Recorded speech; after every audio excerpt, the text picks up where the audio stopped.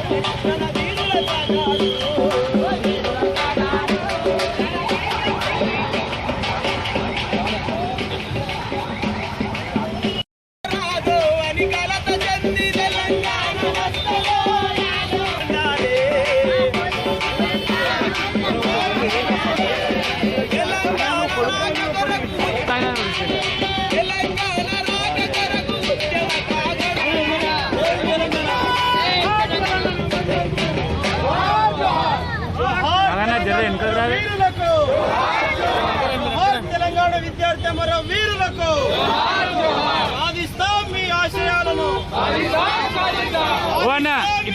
జోహార్ తెలంగాణ మరో వీరులకు కాదు మీ త్యాగము కానివ్వం.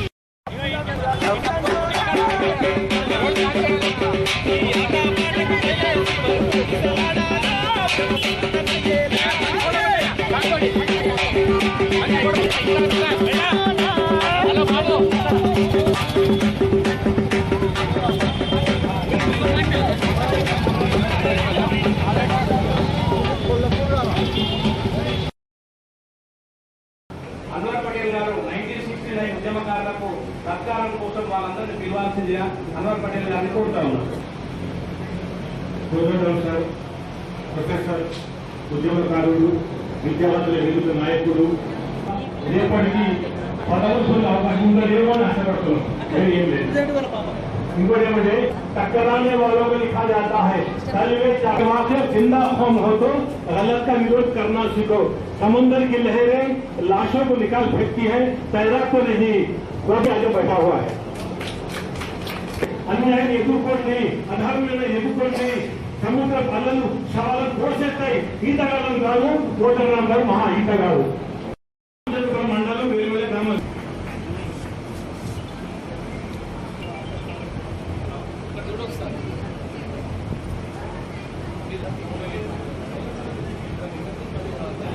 ఉద్యమకారుల కుమారుడు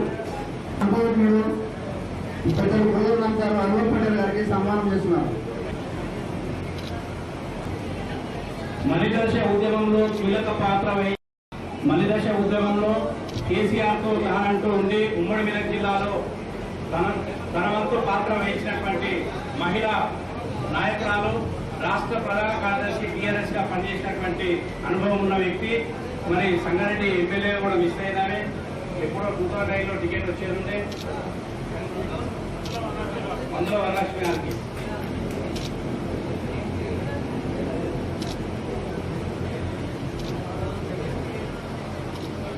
విజయ్, మలిదశ ఉద్యమకారుడు విజయ్ వేదికను కూడా అలంకరించారు. విజయ్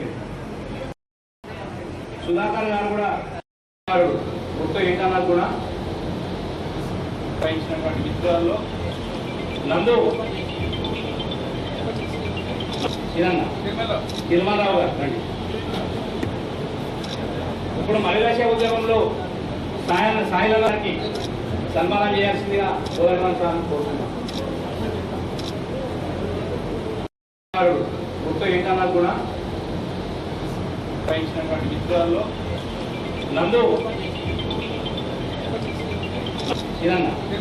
తిరుమలరావు గారు రండి.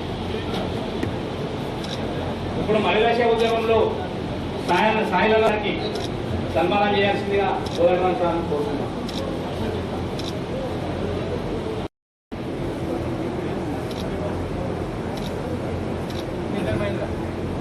శ్రీధర్ మహేంద్ర మలిదశ ఉద్యమంలో ఆంజనేయులు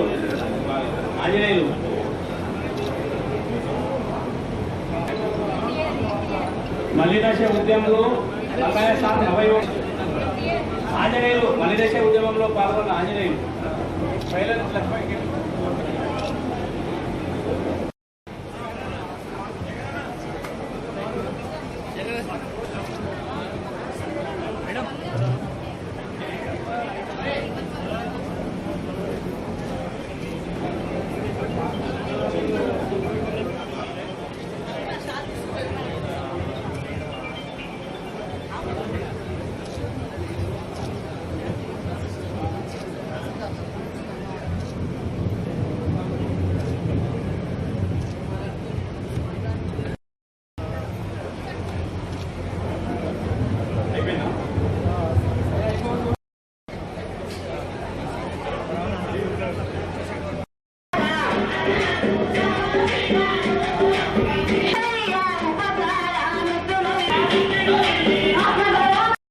జిల్లా నందాలయ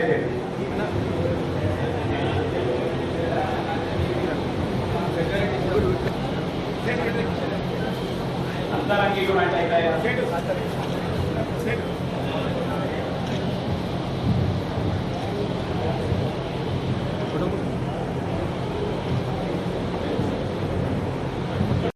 పరిస్థితి కేసీఆర్ది. ఒక నియంతృత్వ ధోరణ, ఒక నియంతృత్వ పాలన. 10 సంవత్సరాలు తెలంగాణలో మనం ఉన్నామా లేమా? ప్రజాస్వామ్య పరిపాలన అంతరించిపోయింది. దాన్ని ఎండగట్టడం కోసం రాష్ట్ర వ్యాప్తంగా తెలంగాణ ఉద్యమాన్ని మళ్లీ జేఏసీని ఏర్పాటు చేసి రాష్ట్ర వ్యాప్తంగా ఉద్యమ కార్యాచరణ తీసుకున్నటువంటి నాయకుడు ఏ ప్రాంతానికైనా వెళ్తే ఆ ప్రాంతానికి పట్టినటువంటి ఏ గతి అయితే ఉంటుందో దాన్ని దారుణంగా తెలిసినటువంటి వ్యక్తి కోదండరాం సార్.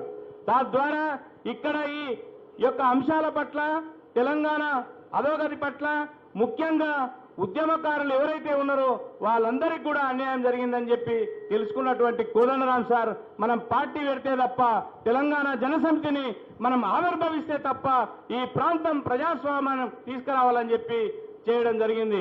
6 నెలల లోపల పార్టీ పెట్టినటువంటి 6 నెలలు కూడా గడవలేదు, 3 నెలలు కూడా పెట్టడం జరగలేదు. అప్పుడే డిజాల్వ్ చేసుకున్నాడు కేసీఆర్. 1 సంవత్సరం ముందు చేసుకొని మమ్మల్ని ముందుకు వెళ్ళనీయకుండా ప్రజాస్వామ్య పాలన తెలంగాణ జనసమితి ఆధ్వర్యంలో ముందుకు ఓరియకుండా పురిటి నొప్పులతోనే పసిబిడ్డలు చంపినట్టుగా ఎలక్షన్లోకి వెళ్లి మళ్లీ దుర్మార్గమైనటువంటి పాలన 5 సంవత్సరాలు కొనసాగించడం జరిగింది.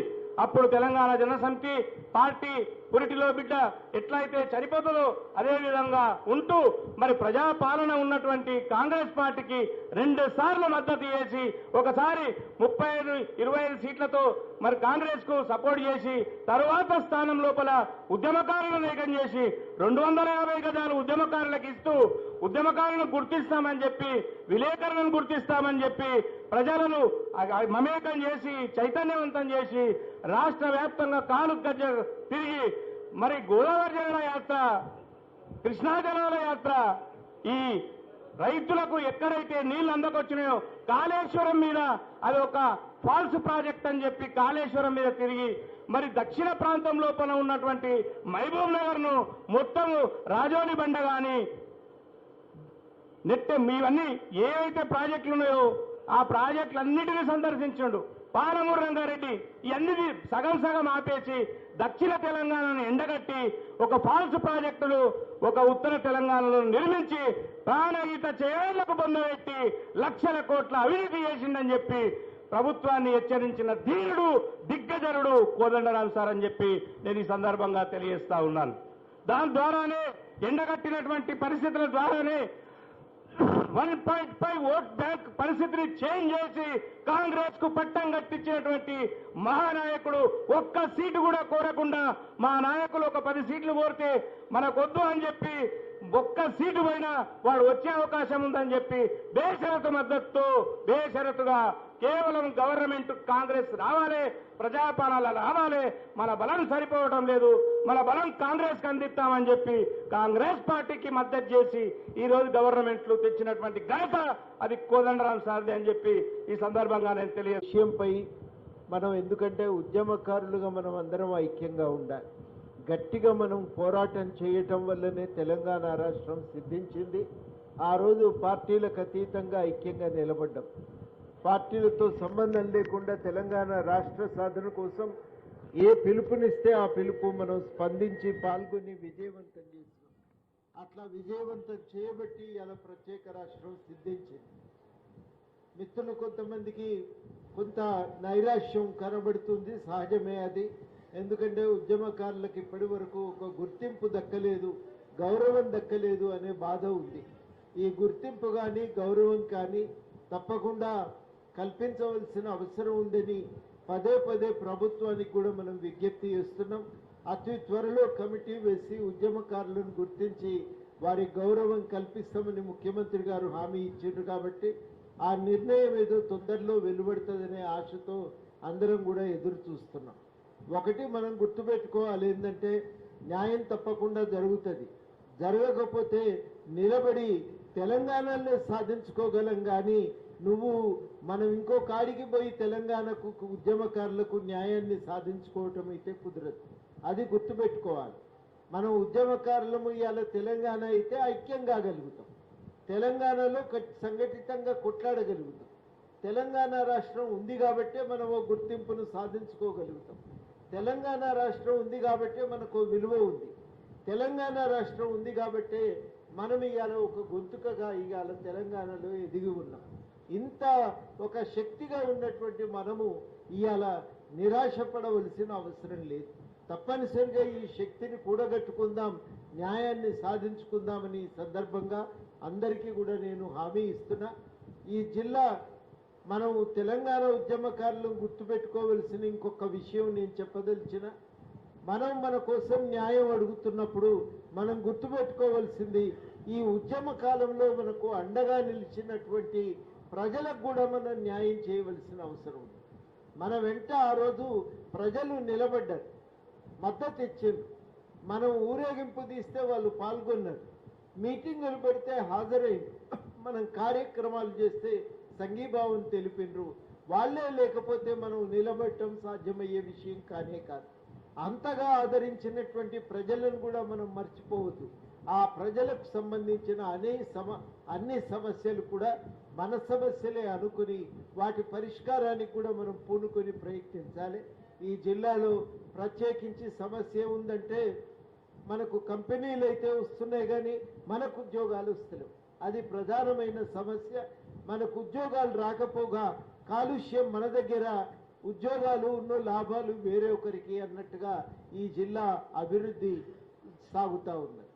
ఇవాళ మనము ఈ జిల్లా ఈ అభివృద్ధి క్రమంలో ప్రజలు ఎదుర్కొంటున్న సమస్యల మీద కూడా మనం గొంతు విప్పవలసిన అవసరం ఉంది.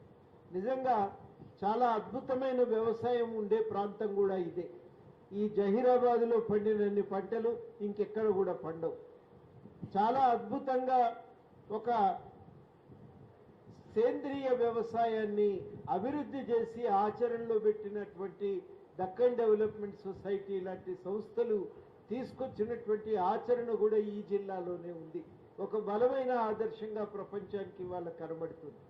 మంచి భూములు, మంచి సారవంతమైనటువంటి నేలలు, దానికి తోడు అద్భుతమైన కష్టం చేయగలిగేటువంటి రైతులు, ఈ వ్యవసాయం లోతుపాతులు తెలిసినటువంటి వాళ్ళు ఈ అనేక రకాలైనటువంటి పంటలు పండించి ఈ జిల్లాకు ఒక గుర్తింపును తీసుకొచ్చారు.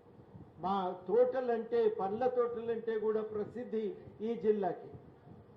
వికారాబాద్కి ఆమంట